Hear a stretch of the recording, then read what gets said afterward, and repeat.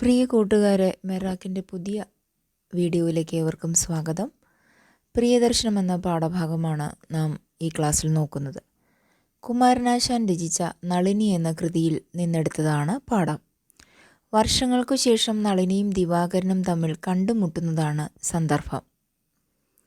നളിനിക്ക് ദിവാകരനെ മനസ്സിലായി, എന്നാൽ ദിവാകരന് നളിനിയെ മനസ്സിലായതുമില്ല. അതിനാൽ നളിനി ദിവാകരന് സ്വയം പരിചയപ്പെടുത്തുന്നു. സന്തോഷത്താലും ദുഃഖത്താലും നളിനിയുടെ ശബ്ദം ഇടറുന്നു.